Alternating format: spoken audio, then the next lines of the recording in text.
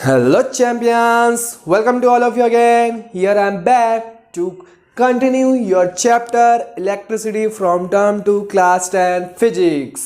Okay champions, तो फटाफट से फ्रेश अप हो जाइए और पेन और कॉपी उठा के मेरे साथ स्टार्ट हो जाइए. So let's start. आज का हमारा जो टॉपिक है बच्चों वो लास्ट टॉपिक है आपके इस चैप्टर का. मैंने सारे टॉपिक्स आपको क्या किया वन बाय वन करके क्लियर कर दिया है. तो आज का हमारा लास्ट टॉपिक क्या है? Heating effect of current. Heating effect of current. ठीक है, ये हमारा आज का लास्ट टॉपिक है. इसके बाद हमारा चैप्टर की जितनी भी थ्योरी है, थ्योरी पोर्शंस पूरा कंप्लीट हो जाएगा बच्चों. और अगर आपको इसके पहले के टॉपिक्स अगर आपने नहीं देखे हैं, ये आप फर्स्ट वीडियो देख रहे हैं, तो पीछे जाइए इन द सेंस अपने पीछे नहीं जाना है ना. वीडियोस के पहले जो लेक्चर्स हैं वो देखिए, आपके सारे टॉपिक्स अच्छे से क्लियर हो जाएंगे. और ये जो चैप्टर है आपका धांसू हो जाएगा बच्चों, है ना. तो धांसू कर रहा है, प्रैक्टिस करनी है. और धांसू तो तभी होगा जब आप क्वेश्चंस की प्रैक्टिस करेंगे. सिर्फ थ्योरी पढ़ने से जो है धांसू नहीं होता है. देन उसको प्रैक्टिस करना is must for physics. Okay champions, तो प्रैक्टिस कीजिए और चैप्टर को धांसू बनाइए. ठीक है. और टर्म 1 में अगर आपके मार्क्स अच्छे नहीं आए हैं तो टर्म 2 में मार्क्स अच्छे स्कोर कीजिए. All the best. चलिए, तो हाँ, हमारा टॉपिक क्या है? हीटिंग इफेक्ट ऑफ करंट है ना. What is the meaning of heating effect? देखिए, अब हमने देखा है कि करंट हम फ्लो करवाते हैं कंडक्टर्स में. हम क्या करते हैं? करंट फ्लो करवाते हैं. कंडक्टर्स किसको बोलते हैं? जो इजीली करंट को फ्लो करवा सके. ऐसे मटेरियल को हम कंडक्टर बोलते हैं. सिंपल ऐसे सब्सटेंसेस को हम कंडक्टर्स बोलते हैं. तो कंडक्टर्स में हम क्या करते हैं, कभी कभी क्या होता है, करंट फ्लो करवाने से वहां पे हीट जनरेट होने लगती है. क्या होने लगती है? हीट जनरेट होने लगती है. तो क्या सर हमारे अप्लायंसेस जलने लगते हैं? आग लग जाती है क्या उसमें?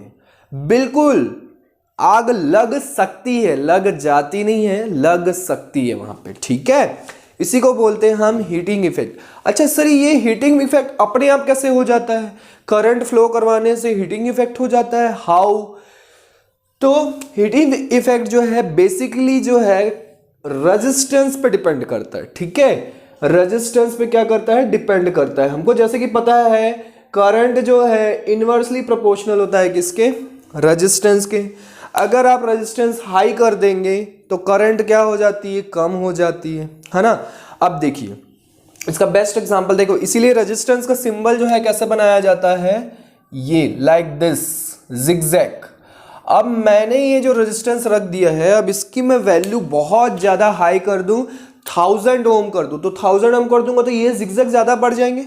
रेजिस्टेंस बढ़ाने के लिए रेजिस्टेंस कैसे होता है? बेसिकली आप एक वायर ले लीजिए, उस वायर का आपको क्या करना है? कॉपर वायर का रेजिस्टेंस जो है बढ़ाना है, इंक्रीज करना है. तो कैसे करेंगे? उसको आप कॉइल के शेप में ऐसे वहां पे क्या करते जाएंगे? वाउंड अप करते जाएंगे कॉइल के शेप में, यहीं पे एकदम क्लोज क्लोज क्लोज क्लोज. जितने नंबर ऑफ टर्न्स जो हैं या नंबर ऑफ वाउंड अप्स जो हैं क्या होंगे? वायर के ज़्यादा होंगे. और जितने ज़्यादा क्लोज होंगे उतना ज़्यादा रेजिस्टेंस वहाँ पे क्रिएट होगा.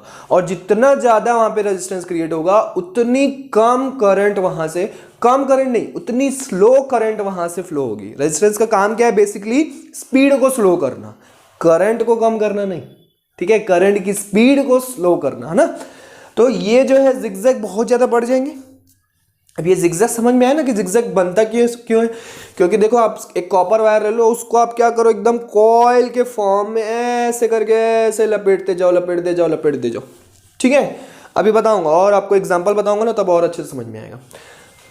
वैसे बेसिकली ये समझ में आ गया होगा. अब इसमें क्या होगा? देखिए, आप जैसे ही इस रेजिस्टेंस में करंट फ्लो करवाते हैं, आई करंट फ्लो करवाते हैं, तो ये जो करंट है अब इसको इस पॉइंट से इस पॉइंट तक आने में बहुत ज़्यादा टाइम लगेगा. करंट फ्लो करना मतलब चार्जेस फ्लो करना. यहाँ पे देखिए चार्जेस फ्लो हो रहे हैं, यहाँ पे आया 1 2 3 4 ऐसे फ्लो करते जा रहा है जिगजैग पोजीशन में. आप खुद ही बताइए, आपको जिगजैग पोजीशन में ज़्यादा टाइम लगेगा कि कि स्ट्रेट पाथ में ज़्यादा टाइम लगेगा? ऑब्वियस बात है, जिगजैग पोजीशन में आपको ज़्यादा टाइम लगेगा, है ना। आप क्या कर रहे हैं, देखिए राउंड अप ऐसे किया है आपने, ये करंट ऐसे घूमेगी, फिर ऐसे घूमेगी, फिर ऐसे घूमेगी, अभी तक तो वहीं घूम रही है, आगे तो बढ़ी ही नहीं है, चार्जेस तो बढ़े ही नहीं है। और अगर ऐसे सीधी वायर होती, शुम, आगे निकल जाती। समझ में आया कि नहीं आया? तो ये बेसिकली लॉजिक है, ठीक है। अब करंट जो है वहीं के वहीं, वहीं के वहीं, वहीं के वहीं अगर घूम रही है तो करंट वहां पे रुकी हुई है। वहीं के वहीं अगर आप घूमेंगे तो हम आपको ओवरऑल अगर देखेंगे तो आप क्या दिखाई देंगे, वहीं पे स्टे दिखाई देंगे, है ना। ऐसा होता है ना कि कोई अगर ऑब्जेक्ट जो है वहीं का वहीं, वहीं का वहीं ऐसे घूम रहा है, वहीं का, जैसे बॉल जो है ऐसे tip tip tip tip tip tip tip tip टप्पे खा रहा है, वहीं का वहीं, वहीं का वहीं, तो ऐसा लगता है अरे बॉल भाई घूम रहा है कि वहीं रुका हुआ है ना, आगे बढ़ रहा है कि नहीं बढ़ रहा है, नहीं समझ में आता है, वहीं पर रुका हुआ है ऐसा लगेगा, है ना। तो बेसिकली पर वो बॉल जो है थोड़ा थोड़ा आगे बढ़ता है, ठीक है। तो आज बॉल का एग्जांपल करके देख लेना, है ना, तो आपको समझ में आ जाएगा करंट जो है यहाँ पे क्या हो रहा है। तो करंट यहाँ पे टप्पे खा रही है, चार्जेस यहाँ पे टप्पे खा रहे हैं, टप टप टप टप टप टप टप्पे खा रहे हैं। अब आगे तो बढ़ना है, पर आगे बढ़ रहे हैं पर बहुत ही स्लोली बढ़ रहे हैं। तो इस स्लोली के कारण क्या होता है, अब इस जो आपने वायर यूज की है, what ever you have chosen the material, है ना, मटेरियल ऑफ वायर, तो उससे क्या होगा, उस मटेरियल का जो भी उसका मेल्टिंग पॉइंट होगा, जो भी उसका जो है बॉइलिंग पॉइंट होगा, वट एवर, है ना, जो भी उसकी मेल्टिंग पॉइंट होगी, तो वो वहाँ पे क्या होगा, चार्जेस, अगर कंटिन्यूअसली वहाँ पे चार्जेस मूव करते रहेंगे तो वहाँ पे क्या हो जाएगा, फ्रिक्शन बहुत ज़्यादा हो जाएगा। अब सर ये फ्रिक्शन क्या होता है? फ्रिक्शन एक टाइप का फोर्स होता है बच्चों, जो कि जैसे कि आप क्या करते हो, कोई ऑब्जेक्ट को अगर आप डिस्प्लेस करते हो, जैसे टेबल अपने आप खिसकाते हो, है ना, अपने घर में टेबल में क्या करते हो, डिस्प्लेस करते हो, तो बम करके आवाज़ आती है। टेबल जब हम ऐसे करके आवाज़ आती है कि नहीं आती है, तो वो किसके कारण आती है कि नीचे वो फ्लोर से क्या कर रहा है, फ्रिक्शन हो रहा है, इसीलिए, है ना, दैट इज कॉल्ड फ्रिक्शन। तो यहाँ पे भी वही हो रहा है, टप्पे खा रहा है, खा रहा है, खा रहा है, मतलब वहीं के वहीं चार्जेस घूम रहे हैं, घूम रहे हैं, घूम रहे हैं, घूम रहे हैं। तो कंटिन्यूअसली वायर से वो चार्जेस क्या हो रहे हैं, फ्रिक्शन हो रहा है। और यहाँ पे रिलैक्सेशन टाइम भी मैं बताया था जब रेजिस्टेंस पढ़ाया था।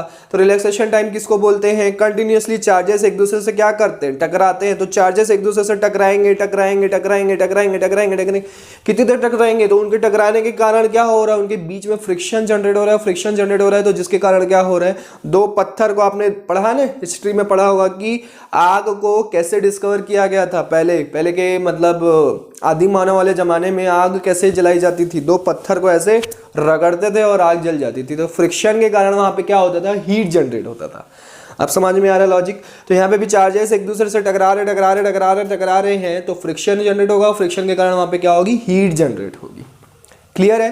तो इसीलिए क्या किया है, यहाँ पे क्या हो जाता है, हीट जनरेट हो जाता है। तो अगर आपने वायर जो है, वायर का मटेरियल ऐसा यूज किया है जिसका मेल्टिंग पॉइंट बहुत वेरी लो है, तो वो वायर क्या हो जा सकती है, जल सकती है। ठीक है, इसीलिए मैंने बोला था जल सकती है, जल जाती है ऐसा जरूरी नहीं है, जल सकती है। ठीक है, this is called heating effect of current. अच्छे से क्लियर हो गया। अब इसी में जूल अंकल जी ने यहाँ पे अपना लॉ दे दिया, जूल्स लॉ। ठीक है, जूल्स लॉ, जूल अंकल जी के नाम पे था ये लॉ। इन्होंने क्या बोला कि ये जो हीटिंग इफेक्ट है, मतलब हीटिंग इफेक्ट बोल सकते हो आप, हीट एनर्जी भी बोल सकते हैं इसको, है ना, कि करंट के कारण क्या हो रही है, यहाँ पे हीट एनर्जी जनरेट हो रही है। इलेक्ट्रिक एनर्जी फ्लो करवा के हम किस में क्या कर रहे हैं, हीट एनर्जी में कन्वर्ट कर दे रहे हैं, तो हीट एनर्जी जनरेट हो जा रही है। समझ में आ रहा है कि नहीं आ रहा है? तो हीट एनर्जी है तो हम उसको H से डिनोट करेंगे।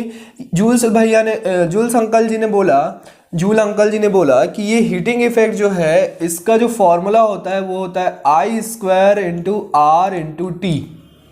ये फॉर्मूला होता है, where I is the current, everybody knows, where R is the resistance, everybody knows, and T is the what, time. T is the time. सब थोड़ी देर के लिए व्हाट, अरे सर पावर कहाँ से आ गया, ऐसे समझने लग गए थे? नहीं, टाइम है ना, T फॉर टाइम। अब यहाँ पे टाइम का क्या रोल है सर, कि यहाँ पे जो करंट इस रेजिस्टेंस से इस पॉइंट से इस पॉइंट तक आने में उसको कितना टाइम लगा, है ना, उसी पे डिपेंड करेगा हीट। भाई जितना ज़्यादा टाइम लगेगा उतनी ज़्यादा आपकी हीट जनरेट होगी वहाँ से, सिंपल सा लॉजिक। तो ये जूल अंकल जी ने हमको फॉर्मूला दिया और उन्होंने बोला कि हीटिंग इफेक्ट जो है या फिर हीट एनर्जी जो है ड्यू टू करंट फ्लोइंग जो है डिपेंड्स ऑन किस किस पे डिपेंड करेगा, फॉर्मूले से क्लियर दिख रहा है। फर्स्ट स्क्वायर ऑफ, देखो ये डिपेंड्स ऑन, ये क्वेश्चन पूछा जाता है इसलिए मैं बता रहा हूं, स्क्वायर ऑफ करंट के स्क्वायर के क्या होता है, डायरेक्टली प्रोपोर्शनल होता है। तो यहां पे लिखना था आपको directly proportional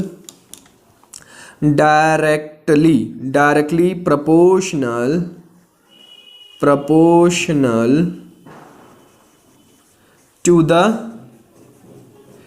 square of current, ठीक है। नेक्स्ट, और किस पे डिपेंड कर रहा है, directly proportional to the resistance, है ना। Third, directly proportional to the time taken, है ना। तो इन तीन जो चीजों के डायरेक्टली प्रोपोर्शनल हो, ठीक है। तो देखिए रेजिस्टेंस के भी डायरेक्टली प्रोपोर्शनल है, रेजिस्टेंस जितना ज़्यादा होगा उतनी ज़्यादा हीट एनर्जी वहाँ पे क्रिएट होगी, समझ में आ रहा ना। बट आई और आर जो एक दूसरे के इन्वर्सली प्रोपोर्शनल होता है, ये याद रखना है आपको, ठीक है। अब इसके और भी फॉर्मूले हम बना सकते हैं, जैसा कि हमने पढ़ा है ओम्स लॉ। ओम अंकल जी भी अपने लॉ देके गए थे, क्या बोला था उन्होंने कि V जो है वो डायरेक्टली प्रोपोर्शनल होता है I के एट कॉन्स्टेंट टेम्परेचर, फिर डायरेक्टली प्रोपोर्शनल जब हटाते थे तो एक कांस्टेंट लग जाता था, दैट इज कॉल्ड रेजिस्टेंस, है ना। तो V equal to I R जो है वो ओम अंकल जी की देन है, ठीक है। तो इसलिए ओम्स लॉ बोला जाता है इनको। अब यहाँ पे आप अप्लाई कर सकते हैं, आप इसको क्या कर सकते हो, हीट का फॉर्मूला बहुत सारे लिख सकते हो। देखो I इंटू आर, इसको मैं क्या लिख दूँ, I R into I into T, है ना। आई स्क्वायर को मैंने आई इंटू आई में कर दिया और आई आर, देखो आई आर की जगह मैं क्या लिख सकता हूँ, वी लिख सकता हूँ। तो वी आई टी एक और फॉर्मूला हो गया। एच इज इक्वल टू आप क्या कर सकते हो, I is equal to V by R कर दो। I is equal to V by R करोगे तो V square by R square into R into T, तो R R will be cancel out. H is equal to V square by R into T, ये एक और formula मिल गया। तो ये सारे फॉर्मूले लर्न करने की जरूरत नहीं है, बेसिकली आपको ये याद रखना I square R T heating effect of current. Similarly जैसे कि पावर का हमको याद था, क्या था, V I, power is equal to V I, ये एक ही फॉर्मूला याद रखना था। देन फिर ओम्स लॉ आपको याद होना चाहिए और आप फिर जनरेट कर सकते हैं फॉर्मूले जो भी आपको गिवन है, ठीक है। तो ओम्स लॉ से क्या हो गया, ये हमारे दो फॉर्मूले और जनरेट हो गए। तो क्वेश्चन की जो भी डिमांड होगी उसके अकॉर्डिंग आप फॉर्मूला जनरेट करके उसको सॉल्व कर सकते हैं। समझ में आया हीटिंग इफेक्ट ऑफ करंट, उसका फॉर्मूला वगैरह सब चीज। अच्छा, यूनिट क्या होगी, हीट एनर्जी है, एनर्जी की यूनिट क्या होती है, जो वर्क डन की यूनिट होती है, तो वर्क डन की यूनिट होती है जूल, तो एनर्जी की यूनिट भी क्या होगी, जूल। अरे कोई सी भी एनर्जी हो, हमको उससे मतलब नहीं है, हीट हो काइनेटिक हो, उससे आई डोंट केयर, एनर्जी है मतलब यूनिट क्या होगी, जूल। समझ में आया। चलिए तो इस पे क्वेश्चंस कर लेते हैं ताकि आपका और अच्छे से कॉन्सेप्ट क्लियर हो जाए। Next example number 1, first example करते हैं। टोटल 3 क्वेश्चंस करवाऊंगा मैं, जिसमें से 2 क्वेश्चन जो है एनसीईआरटी बुक के करवाऊंगा और आपको अच्छे से क्लियर हो जाएगा। A potential difference of 250 volts given है हमको। सबसे पहले we have to write what given that 250 volts, potential difference 250 volts है, लिख दिया हमने। Is applied across a resistance of 500 ohms in an electric iron. एक इलेक्ट्रिक आयरन है जिसका रेजिस्टेंस कितना है, 500 ओम। इसमें हम 250 वोल्ट क्या कर रहे हैं, अप्लाई कर रहे हैं। तो calculate the current and heat energy produced in joule in 10 seconds. तो फर्स्ट आपको बोल रहा है करंट फाइंड आउट कीजिए, सेकेंड आपको बोल रहा है हीट एनर्जी फाइंड आउट कीजिए इन 10 सेकेंड्स। 10 सेकेंड में उसमें कितनी हीट जनरेट होगी। तो फटाफट से सॉल्व कर लीजिए। हाँ, फर्स्ट ओम्स लॉ लगा देंगे, V is equal to I R. R और वी की वैल्यू दी हुई है तो यहाँ से आई फाइंड आउट हो जाएगा। तो I is equal to V by R होगा। वी की वैल्यू कितनी है 250। अब इसमें तो एक्सपर्ट हो गए तो हम डायरेक्ट कर सकते हैं। और आर की वैल्यू 500। तो 250 1 जा 2 जा 1/2 मतलब 0.5 एम्पियर करंट आ गई। सेकंड में हमको हीट फाइंड आउट करना है। हीट का फॉर्मूला यहाँ पे लिखा हुआ है आई स्क्वायर आर टी। क्या ये तीनों चीज़ें गिवन है? चेक कर लीजिए। आई आपने फाइंड आउट कर लिया, आर गिवन है और टी भी गिवन है 10 सेकेंड। तो हम ये फॉर्मूला लगा सकते हैं। अगर इसमें से ये चीज़ टी नहीं गिवन, मान लो आई नहीं गिवन होता है ना, या आर नहीं गिवन होता, तो हमको यहाँ पे क्या करना पड़ता, उनको रिप्लेस करना पड़ता। क्लियर है? तो फिर हम रिप्लेस किससे करते हैं? ओम्स लॉ का फॉर्मूला लगा के ये दोनों में से कोई एक फॉर्मूला जनरेट करना पड़ता है। अभी यहाँ पे हमको करने की ज़रूरत नहीं है। तो 0.5 इंटू 0.5, क्योंकि आई की वैल्यू 0.5 है और स्क्वायर है तो 2 बार लिख दिया मैंने। रेजिस्टेंस कितना है 500 और इंटू टी कितना है 10 सेकेंड्स। चलिए सॉल्व कीजिए इसको। मैं 5/10 लिख सकता हूँ इंटू 500 इंटू 10। तो ये 0 0 0 0 कैंसल आउट, ये 5 है बच्चों। तो 5 5 जा 25, 25 5 जा कितना होगा 25 5 जा 125, 125 इंटू 10 कितना होगा 1250। तो कितनी हीट जनरेट हुई यहाँ से 1250 जूल्स। इतनी हीट एनर्जी यहाँ से जनरेट हुई इन 10 सेकेंड्स, ओनली इन 10 सेकेंड्स। सोचिए, क्लियर है? चलिए next example number 2। This is your answer. Example number 2 ये एनसीईआरटी बुक का क्वेश्चन है बच्चों, देख लेना आप लोग। Calculate the heat produced when 96,000 coulombs of charge is transferred in 1 hour. Okay, very good. Calculate the heat produced, heat find out करना है व्हेन कितने चार्जेस ट्रांसफर हो रहे हैं 96,000 कूलम। इतने चार्जेस जो हैं क्या हो रहे हैं ट्रांसफर हो रहे हैं इन 1 आवर। टाइम भी गिवन है हमको, time is equal to 1 hour. 1 hour में इतने चार्जेस क्या कर रहे हैं ट्रांसफर हो रहे हैं through a potential difference of 50 volts. Potential difference भी गिवन है हमको 50 वोल्ट। 1 आवर को मैं सेकंड में चेंज कर दूँ तो कितना हो जाएगा 3600 सेकेंड्स होता है ना। ये तो बहुत बार करवा चुका हूँ मैं। 60 इंटू 60, 1 आवर में 60 मिनट्स, 1 मिनट में 60 सेकेंड्स, तो 60 इंटू 60 कितना हो जाएगा 3600। ये लर्न कर लीजिए बच्चों, 1 आवर में 3600 सेकेंड्स होते हैं। ठीक है। तो क्वेश्चन क्या बोल रहा है कि हीटिंग, अब बताइए कि हीट कितनी प्रोड्यूस हुई जब क्या हो रहा है कि 50 वोल्ट जो है पोटेंशियल डिफरेंस में से कितने चार्जेस जो हैं ट्रांसफर हो रहे हैं 96,000 ट्रांसफर करने पर कितने टाइम में 3600 सेकेंड्स में हम क्या कर रहे हैं इतने चार्जेस जब उसमें से ट्रांसफर करवा रहे हैं तो कितनी हीट वहां से जनरेट होगी। That is your question. ठीक है। चलिए अब ये क्या फंडा है, ये सब चीज़ तो हम पढ़े नहीं है सर। बिल्कुल पढ़े हैं आप। यहाँ पे देखिए सबसे पहले हमको Q और T दिया हुआ है। हीट का फॉर्मूला क्या होता है, सबसे पहले तो हीट का फॉर्मूला लिख लीजिए। फिर उसके बाद देखिए इसमें क्या क्या गिवन नहीं है। इसमें गिवन नहीं है हमको I, इसमें गिवन नहीं है हमको R, है ना। तो सबसे पहले हम हम I फाइंड आउट कर सकते हैं यहाँ से? बिल्कुल कर सकते हैं sir. I is equal to formula क्या होता है Q/T। तो I is equal to Q की वैल्यू कितनी है 96,000 और डिवाइडेड बाय 3600, है ना। 10 20 कैंसल आउट, 36 से कैंसल आउट हो जाएगा। 36 2 जा कितना होता है 72। 96 में से चलो 6 से कैंसल आउट करते हैं, ज़्यादा टाइम लग रहा है। 6 6 जा 36 और ये कितना हो जाएगा 6 1 जा 6, 6 6 जा 36, 160। उसके बाद अगेन 6 से कैंसल आउट होगा क्या 6 2 जा 12, 2 से कर लेते हैं 80 जा, नहीं हो रहा है। 80/3 एम्पियर इतनी करंट आ गई। अब रेजिस्टेंस भी फाइंड आउट करना है। अच्छा चलो रेजिस्टेंस गिवन नहीं है तो कोई प्रॉब्लम नहीं है। रेजिस्टेंस को हम क्या कर देते हैं रिप्लेस कर देते हैं। तो रेजिस्टेंस को कैसे रिप्लेस करेंगे V is equal to IR formula होता है। R इज इक्वल टू क्या होता है हो जाएगा V/I, है ना। तो यहाँ पे पुट कर दो H is equal to I square into V/I into T। तो ये एक सिंगल I कैंसल आउट होके क्या हो जाएगा VIT हो जाएगा। अब तो हम V भी गिवन है हमारे पास, I भी गिवन है हमको, हमने फाइंड आउट कर लिया और T भी गिवन है 3600 सेकेंड्स। चलिए, तो V की वैल्यू कितनी हो गई 50, I की वैल्यू 80/3 इंटू T की वैल्यू 3600, ठीक है। 3 1 जा 3 2 जा, ये हो गया 1200।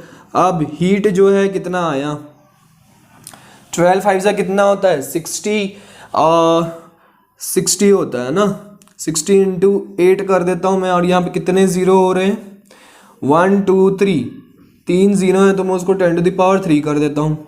एक ज़ीरो और दे दो, इसको भी दे दो, तो कितना हो जाएगा 4 हो जाएगा। 6 8 जा कितना होता है 48, 48 इंटू 10⁻⁴, या फिर आप इसको ऐसे लिख सकते हो 4.8 इंटू 10⁵ जूल। इतनी एनर्जी क्या होगी, 1 घंटे में हीट एनर्जी जनरेट होगी। Note it down fast. हम इसको किलो जूल के फॉर्म में भी लिख सकते हैं, तो कैसे लिखेंगे किलो जूल मतलब, किलो मतलब कितना होता है 1000 होता है ना। तो यहाँ से मैं 3 ज़ीरो अगर ले लेता हूँ, 3 ज़ीरो अगर ले लेता हूँ तो ये 100 हो जाएगा और ये किलो जूल हो जाएगा। अब 100 को इसको मल्टीप्लाई कर दो तो कितना हो जाएगा 480 किलो जूल। ये आंसर आ जाएगा, है ना। डेसिमल में आ सकता था आंसर, यहाँ पे देखो अगर हम इसको डेसिमल में चेंज कर देते, पर हमको ज़रूरत नहीं थी तो इसलिए हमने नहीं किया, उसको फ्रैक्शन में ही रहने दिया। क्लियर है बच्चों, तो फटाफट से नोट कर लीजिए।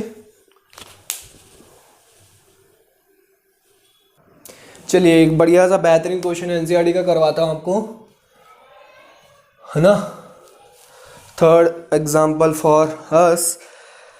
ओके, ये लास्ट न्यूमेरिकल है हीटिंग इफेक्ट से। इसके बाद हम क्या करेंगे, इसके एप्लीकेशंस पढ़ेंगे हीटिंग इफेक्ट के, कि कहाँ कहाँ पे इसको अप्लाई किया जाता है हीटिंग इफेक्ट ऑफ करंट को, ठीक है, और कैसे अप्लाई किया जाता है। चलिए, 2 conducting wires of the same material, 2 conducting wire है जिनका मटेरियल जो है वो सेम है, end of equal lengths and equal diameters, diameter भी इक्वल है, मतलब L1 is equal to L2, और डायमीटर भी इक्वल है, मतलब D1 is equal to D2, ठीक है। दो वायर्स है conducting wires, connected in series, series में कनेक्ट कर दिया गया है उनको, ठीक है। And then in parallel in a circuit across the same potential difference, ठीक है। पहले सीरीज में कनेक्ट किया गया, देन फिर उसको पैरेलल में कनेक्ट किया गया, ठीक है, across the same potential difference. The ratio of heat produced in series and parallel combinations would be, ठीक, रेशियो जो है उनका कितना होगा सीरीज एंड पैरेलल कॉम्बिनेशन में। तो ऑप्शन है आपके पास, मैं आपको ऑप्शन देता हूँ, आप वीडियो को पॉज करके सॉल्व कीजिएगा। 1:2, मैं क्वेश्चन को एक बार और एक्सप्लेन कर देता हूँ ताकि आपके सॉल्व हो सके, ठीक है। 1:4 एंड 4:1, हाँ। तो क्वेश्चन ये कह रहा है कि 2 कंडक्टिंग वायर्स है जिनका जो है 2 कंडक्टिव वायर्स है जो कि सेम मटेरियल की है, ठीक है। जैसे कॉपर की 2 वायर मैंने ले लिया, दोनों की लेंथ भी सेम है, दोनों का डायमीटर भी सेम है, एवरीथिंग इज सेम। उसके बाद बोल रहा है कि फर्स्ट उनको दोनों को क्या किया गया, सीरीज में कनेक्ट किया गया, देन फिर उनको पैरेलली कनेक्ट किया गया। अब आपसे पूछ रहा है कि जो सीरीज और पैरेलल में, अच्छा, with the same potential difference, है ना। जब उनको सीरीज में कनेक्ट किया गया और पैरेलल कनेक्ट किया गया with the same potential difference, दोनों में पोटेंशियल डिफरेंस सेम यूज किया गया दोनों कॉम्बिनेशन में। और पूछ रहा है आपकी दोनों कॉम्बिनेशन में बताना है आपको कि हीट कितना प्रोड्यूस होगा और दोनों रेशियो बताइए, ठीक है। तो फटाफट से वीडियो को पॉज कीजिए, सॉल्व कीजिए, टेक योर टाइम, सॉल्व कीजिए इस क्वेश्चन को। एनसीईआरटी का क्वेश्चन है बच्चों, ट्राई किया बच्चों आप लोगों ने, बना आपसे क्वेश्चन कि नहीं बना? सर अभी तक ट्राई नहीं किए, ट्राई करिए ना, वीडियो को पॉज करके ट्राई कीजिए, बनाइए क्वेश्चन। कैसे बनेगा? नहीं बन रहा? मैं बता दूं? चलिए मैं बताता हूँ। देखो, 2 कंडक्टिंग वायर लिया था, मटेरियल सेम था, तो मटेरियल सेम है मतलब दोनों का रेजिस्टेंस भी क्या होगा, सेम होगा, है ना। तो दोनों का हम सबसे पहले एज्यूम कर लेते हैं, लेट बोथ हैविंग, या फिर each having resistance, let each wire having resistance resistance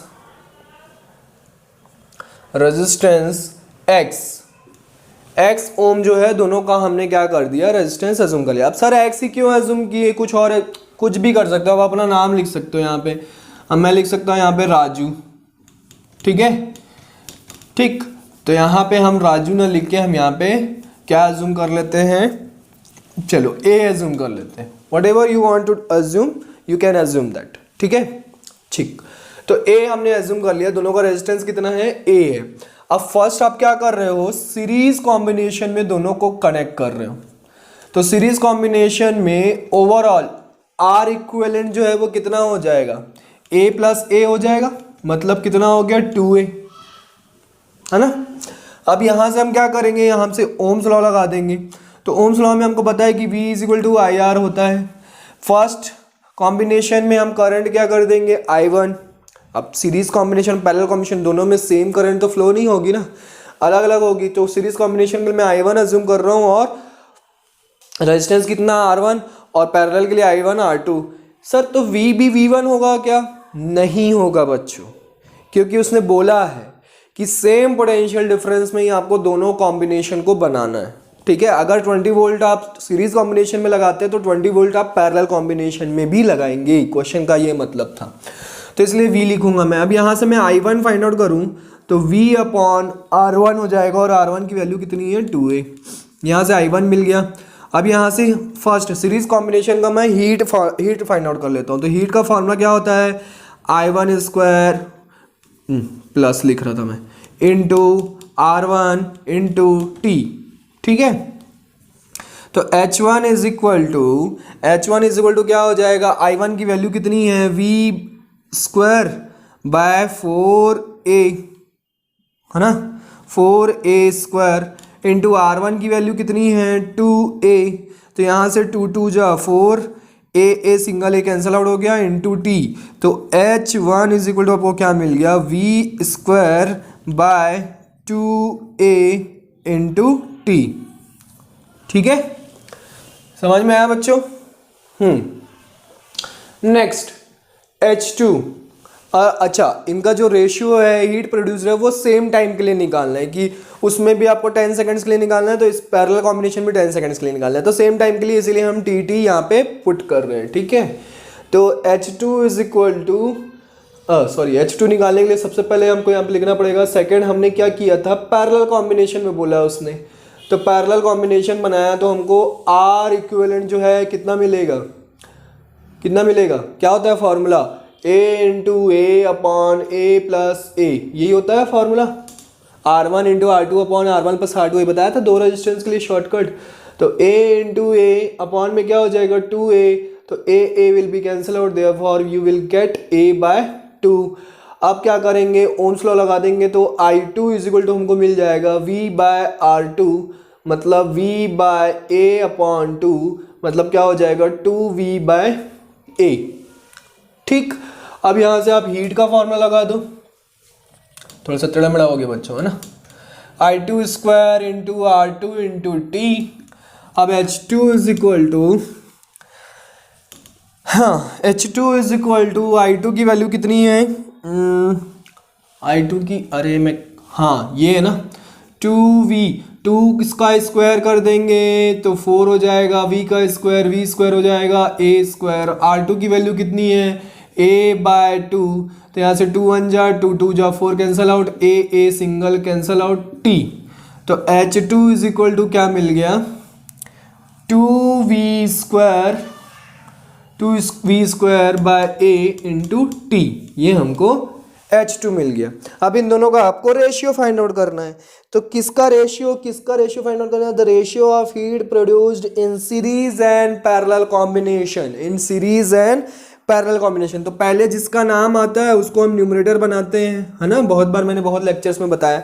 तो पहले सीरीज बोला है तो सीरीज की हीट को मैं न्यूमरेटर बनाऊंगा और पैरेलल की हीट को क्या करूंगा, डिनोमिनेटर बना दूंगा। तो H1 की वैल्यू जो है ये यहाँ पे पुट कीजिए, V square by 2a into T divided by H2 की वैल्यू कितनी है 2v² divided by a into T.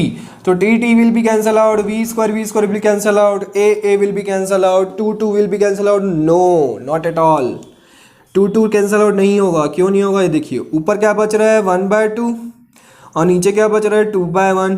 तो ये 1 होगा इसके साथ मल्टीप्लाई, ये 1 होगा इसके साथ मल्टीप्लाई। तो आंसर कितना होगा 1 डिवाइडेड बाय 4, दैट मीन्स 1/4। तो ऑप्शन कौन सा हुआ, option C is your answer. Note it down, option C is your answer. Clear है बच्चों? अच्छा क्वेश्चन था ये, गुड क्वेश्चन था, एनसीईआरटी का क्वेश्चन है। तो एनसीईआरटी जी के लिए और गुड क्वेश्चन के लिए हम क्या करेंगे, क्लैप करेंगे अगेन बच्चों, clap for this question. Okay, तो अब मैं एप्लीकेशंस बताने जा रहा हूं आपको हीटिंग इफेक्ट का। एप्लीकेशंस आपको पता होंगे बहुत सारे, you know the applications of heating effect of current. First application मैं बता रहा हूं आपको, हीटिंग इफेक्ट जो है, देखिए जरूरी नहीं है कि हीटिंग इफेक्ट जो है सारे अप्लायंसेस में आता है। जरूरी नहीं है कि सारे अप्लायंस जो है हीट एनर्जी जो है बहुत ज़्यादा प्रोड्यूस होगी।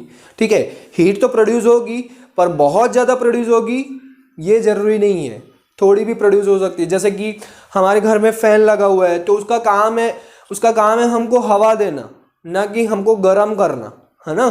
तो आपका जो फैन लगा हुआ है आपके घर में, क्या उसका काम गर्म करना है क्या? नहीं ना, उसका काम है हमको क्या देना, हवा देना। तो हवा देने के लिए हीट जो है जनरेट तो होगी, है ना। कंटिन्यूसली आप दिन भर फैन ऑन करके रखेंगे तो पंखा आप छू के देखिएगा, फैन छू के देखिएगा, क्या हो जाता है, थोड़ी देर के लिए गर्म हो जाता है ना, बहुत ज़्यादा वार्म हो जाता है।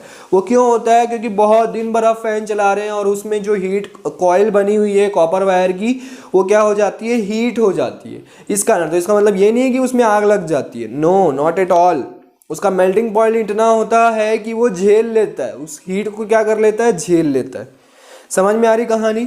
तो सारे अप्लायंसेस जरूरी नहीं है कि हीटिंग जो है एनर्जी बहुत ज़्यादा प्रोवाइड करते हैं, बहुत ज़्यादा प्रोड्यूस करते हैं। नो, कम हीट भी प्रोड्यूस करते हैं। और आपको अगर बहुत ज़्यादा हीट चाहिए तो आप क्या करो, टाइटली वाउंड अप करो और क्लोज वाउंड अप करो, तो बहुत ज़्यादा हीट मिल जाएगी, रेजिस्टेंस ज़्यादा क्रिएट करो। समझ में आई कहानी?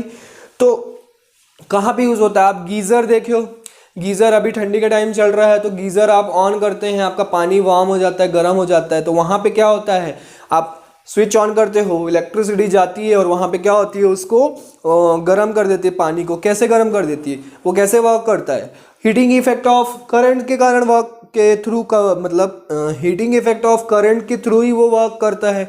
वहाँ पे क्या होती है, जैसे जैसे करंट फ्लो करते जाती है ऐसा उसका बनाया जाता है स्ट्रक्चर, है ना। जब आप हायर क्लासेस में जाएंगे, कॉलेज वगैरह में देखेंगे तो इसका स्ट्रक्चर पढ़ेंगे कि बेसिकली उसके अंदर होता क्या है, कैसे अरेंजमेंट होता है, कैसे वो वर्क करता है। अभी मैं आपको थ्योरेटिकल बता रहा हूँ, ठीक है, प्रैक्टिकली बताना यहाँ पे पॉसिबल नहीं है।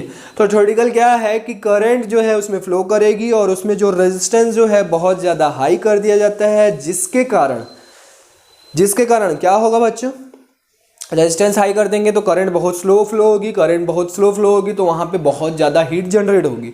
अब उसमें से पानी आप पास करवाओगे, है ना। जैसे मान लो कि ये जो है ये बहुत ज़्यादा गर्म हो गया, ठीक है। अब इसमें ये कवर है चारों तरफ से, पर इसके पास से अगर आप कोई भी चीज़ पास करवाइए, इसके पास अगर मैं रख दूँ कोई भी चीज़, हाथ रख दूँ, इतना दूर भी अगर हाथ रख दूँ तो मेरा हाथ क्या हो जाएगा, गर्म हो जाएगा, नहीं होगा, धीरे धीरे गर्म होता जाएगा। तो सिमिलरली यहाँ से क्या होता है, पानी पास होते जाता है और यहाँ से गर्म होके निकलता है बाहर, ठीक है।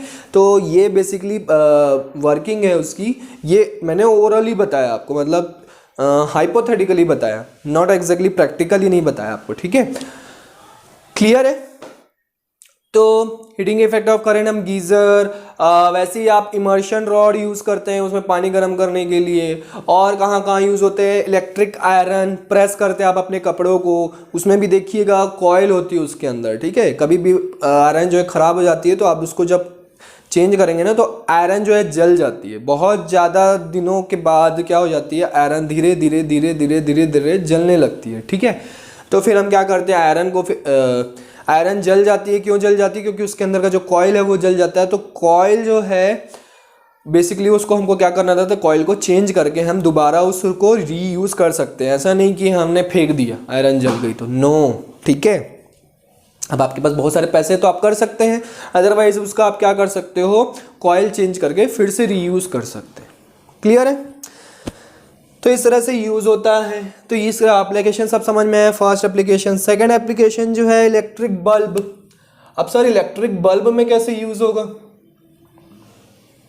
इलेक्ट्रिक बल्ब में कैसे यूज़ होगा? फर्स्ट क्या था, electric appliances, electric heating appliances, जो कि हमको हीट प्रोवाइड करने वाले अप्लायंसेस हो उनमें, है ना। सारे इलेक्ट्रिक अप्लायंस में नहीं होता है, हीटिंग इफेक्ट ऑफ करंट नहीं होता है, ये चीज़ समझिए। ऐसे अप्लायंसेस जो कि हीटिंग अप्लायंसेस होंगे, मतलब हमको हीट देने का काम करेंगे, उन्हीं में जो है ये यूज़ होता है ज़्यादातर। Next electric bulb. Electric bulb जो है पहले जो होता था, पहले जो बल्ब, अभी तो एलईडी बल्ब आने लगे, अभी पहले का जो बल्ब होता था वो इस तरीके से होता था, है ना, देखा होगा आप लोगों ने, जिसमें यहाँ पे ऐसे कॉइल बनी होती थी, ठीक है। ये कॉइल जब टूट जाती थी तो हम बोलते थे कि जो है बल्ब जो है फ्यूज हो गया। इसको हम बोलते हैं क्या, फिलामेंट। इसको हम क्या बोलते हैं, फिलामेंट। अब ये फिलामेंट किस मटेरियल का होता है, टंगस्टन मटेरियल का होता है। टंगस्टन मटेरियल का ही क्यों बनाया जाता है, क्योंकि इसका मेल्टिंग पॉइंट जो है कितना होता है, 3380 डिग्री सेल्सियस। वाह, क्या तो मेल्टिंग पॉइंट है, 3380 डिग्री सेल्सियस। आयरन का भी इतना नहीं होता, आयरन मतलब लोहे का भी इतना नहीं होता बच्चों, जितना इसका है। सोचिए कितना मेल्टिंग पॉइंट है। टंगस्टन मटेरियल, कितनी पतली वायर रहती है और उसका देखो मेल्टिंग पॉइंट कितना ज़्यादा है। क्यों है इतना मेल्टिंग पॉइंट ज़्यादा? आप कंटिन्यूसली आप देखो, बहुत ही उसका क्लोज बनाया आपने, रेजिस्टेंस बहुत ज़्यादा हाई कर दिया, करंट जो है उसमें से बहुत स्लो जाएगी, मतलब हीट वहाँ से प्रोड्यूस होगा। हीट प्रोड्यूस होगा तो ये क्या करेगा, हीट प्रोड्यूस होगा तो ये जल जाता है। तो या तो ये वाइट या फिर येलो कलर का, यहाँ पे येलो हॉट हो जाता है, ठीक है, येलो हॉट कलर का हो जाता है, जिसके कारण हमको, जैसे येलो कलर के बल्ब होते थे ना पहले, आजकल के एलईडी बल्ब क्या होते हैं, वाइट कलर के होते हैं। पहले क्या होता था, येलो कलर के बल्ब हुआ करते थे, तो येलो हॉट ये जलने लगता है, ये फिलामेंट जो है जल के ऐसे मतलब जल जाता है, मतलब हीट बहुत ज़्यादा प्रोड्यूस हो जाती है। अब क्योंकि इसका मेल्टिंग पॉइंट इतना हाई है तो ये झेल लेता है ना, झेल लेता है, तो झेल लेगा तो बहुत ज़्यादा येलो हॉट हो जाएगा, इसलिए वो येलो कलर की लाइट हमको प्रोवाइड करता है। तो बेसिकली वो लाइट नहीं प्रोवाइड करता, ये वो क्या होता है, वो जल जाता है ना। आग जब लगाओगे आप तो वहाँ से क्या होती है, लाइट निकलती है कि नहीं निकलती है। तो सिमिलरली यहाँ पे भी है, क्लियर है। तो ये किसके कारण है, इसके हाई मेल्टिंग पॉइंट के कारण है। क्लियर है कि नहीं क्लियर है। और थर्ड फ्यूज में यूज होता है, ठीक है, फ्यूज में यूज होता है। अब ये फ्यूज क्या होता है बच्चों, फ्यूज क्या होता है सर, तो फ्यूज जो है आपके घरों में लगाया जाता है, पहले लगाया जाता था, अभी तो वो यूज करने लगे हैं क्या, ये मेटल की कैप है दोनों तरफ, ठीक है, मेटल की क्या की जाती है, फ्यूज में कैप लगाया जाता है ना, मेटल कैप। इसके बीच में ऐसे एक सिंगल पतली सी वायर लगाई जाती है, ये ग्लास ट्यूब होता है, ग्लास का ट्यूब होता है, और ये थिन वायर। अब थिन वायर क्यों लगाया जाता है मैं बता रहा हूँ, ठीक है। पहले क्या होता था, कभी कभी देखो आपके क्या होता है, कभी कभी नहीं है, बहुत, जैसे आपके अचानक घर में लाइट गोल हो गई, ठीक है, अब लाइट गोल हो गई और फिर क्या हो जाती है, अचानक से लाइट आ जाती है। तो उस केस के, उस बीच के, उस ड्यूरेशन में आप क्या करते हो, सारे अप्लायंसेस ऑफ तो नहीं करते हो। जैसे फ्रिज, आपका फ्रिज का बटन ऑन रहता है, वगैरह वगैरह सारी चीज़। आपने देखो, मान लो कि टीवी देख रहे हैं, टीवी देखते देखते आपका क्या हो गया, लाइट गोल हो जाती है, तो टीवी जो है उसका स्विच ऑन रह गया। मान लीजिए आपने स्विच ऑफ करना भूल गया आप, तो स्विच ऑन रह गया, तो जब वो करंट, जब सडनली जब वो क्या करते हैं, पावर स्टेशन से लाइट फिर से ऑन की जाती है, तो सडनली करंट का ऐसा बौछार आ जाता है, बहुत सारी करंट एक साथ आ जाती है, जिसको हम बोलते हैं ओवरलोडिंग, जिसको हम क्या बोलते हैं, ओवरलोडिंग। तो ओवरलोडिंग करंट को झेलने के लिए क्या किया जाता है, फ्यूज़ यूज़ किया जाता है। इस फ्यूज़ का बेसिकली काम क्या है, जब ओवरलोडिंग करंट आएगी तो क्या हो सकता है, आपका अप्लायंस ख़राब हो सकता है ना। तो अगर हम फ्यूज़ कनेक्ट कर देंगे, फ्यूज़ में क्या होता है, एक थिन वायर होती है, थिन वायर क्या करेगा, थिन वायर का रेजिस्टेंस क्या होता है, कम होता है कि ज़्यादा होता है, फटाक से बताइए। रेजिस्टेंस जो है एरिया के इनवर्सली प्रोपोर्शनल होता है। तो थिन वायर मतलब एरिया कम तो रेजिस्टेंस बहुत हाई, इसीलिए थिन वायर यूज़ किया जाता है। अब समझ में आया? मोटी वायर मत लगा देना आप लोग। तो थिन वायर यूज़ किया जाता है। तो थिन वायर जो है, हाँ, क्यों यूज़ किया जाता है? क्योंकि उसका एरिया कम होता है। एरिया कम होता है तो उसका रेजिस्टेंस क्या होगा? बहुत ज़्यादा हाई हो जाएगा। रेजिस्टेंस बहुत ज़्यादा हाई हो जाएगा तो जो ओवरलोडिंग करंट है वो उसको क्या कर लेगा? रोक लेगा, है ना। ओवरलोडिंग करंट है। अब यहाँ पे बेसिकली कौन सी वायर यूज़ की जाती है? कॉपर वायर यूज़ की जाती है। तो कॉपर वायर जो है उतना ज़्यादा उसका मेल्टिंग पॉइंट नहीं होता है। तो जैसे ही ओवरलोडिंग होती है और रेजिस्टेंस बहुत ज़्यादा हाई है तो करंट को जब रोकेगा, है ना, जब आपका जो है सी का पानी है, सी समुद्र का पानी ऐसे अचानक से आता है कि नहीं आता है बहुत ज़्यादा मतलब फोर्स से, तो जब आप उसको रोकने की कोशिश करेंगे आप खुद ही वहाँ से चले जाएंगे। तो सिमिलरली यहाँ पे करंट को ये रोकने की कोशिश किया, तो करंट को रोकने की कोशिश किया क्योंकि इसका मेल्टिंग पॉइंट ज़्यादा नहीं होता है तो ये क्या हो जाएगी? ये वायर क्या हो जाएगी? जल जाएगी और जल के बीच से क्या हो जाएगी? ब्रेक हो जाएगी। अब बीच से ब्रेक हो गई तो ये जो आपका सर्किट बना हुआ था आपके घरों का, है ना, तो ये सर्किट ब्रेक हो गया बीच से। इससे क्या हो गया? करंट आगे बढ़ी नहीं और आपका कोई भी अप्लायंसेस जो है जिसका आपने स्विच ऑफ करना भूल गए थे वो सेफ हो जाता है। समझ में आया? इसलिए आजकल तो घरों में एमसीबी यूज़ होती है ना। अब ये एमसीबी क्या होता है बताएंगे हम आगे पढ़ेंगे तो, ठीक है। एमसीबी यूज़ होती है। एमसीबी का बेसिकली काम क्या होता है? जब ओवरलोडिंग करंट होती है तो क्या होता है कि एमसीबी जो है स्विच जो है नीचे गिर जाता है। कैसे होता है? सब चीज़ होता है वो हम मैग्नेटिक इफेक्ट ऑफ करंट जब पढ़ेंगे ना तब उसमें फ्यूज़ फिर से आएगा वो टॉपिक, तो फिर से हम और डिटेल में पढ़ेंगे, ठीक है। अभी हमको हीटिंग इफेक्ट समझना है कि कैसे वर्क करता है। तो समझ में आ गया हीटिंग इफेक्ट कैसे वर्क करता है, ठीक है। सर्किट ब्रेक हो गया, आपका जो भी अप्लायंस है आपके बच गए, सेफ हो गए, जलने से बच गए। ओवरलोडिंग होने से कुछ भी हो सकता है बच्चों, क्लियर है। तो ये आपके क्या थे? एप्लीकेशंस थे। कुछ और भी एप्लीकेशंस आप अपने से पढ़ सकते हैं, जितने सारे बुक्स में सारे अवेलेबल है पढ़ना चाहे तो। और हीटिंग इफेक्ट तो है हमारा ख़त्म हो ही गया है टॉपिक। न्यूमेरिकल सॉल्व कीजिए और डाउट्स निकालिए। अगर आपको कोई डाउट होता है फटाफट से कमेंट बॉक्स में कमेंट करते जाइए, तो सारे डाउट्स आपके क्लियर होते जाएंगे और मैं आपके डाउट्स क्लियर करूंगा। और न्यूमेरिकल सॉल्व तो करवाना अभी बाकी रह गया है, तो न्यूमेरिकल हम सॉल्व करेंगे, डेफिनेटली करेंगे। जो भी डाउट छोटा मोटा रह जाएगा वो भी आपका क्लियर न्यूमेरिकल के साथ हो जाएगा। तो फिजिक्स का अगर आपको डाउट क्लियर करना है बच्चों और फंडा जो है स्ट्रॉन्ग करना है तो solve the numericals, all the numericals please solve, ठीक है। सारे न्यूमेरिकल्स को सॉल्व कर लीजिए, आपका फिजिक्स का फंडा एकदम स्ट्रॉन्ग हो जाएगा। ओके चैंपियंस, तो प्रैक्टिस करते रहिए, डाउट्स निकालते रहिए और भेजते रहिए। Bye bye, take care, see you in the next lecture.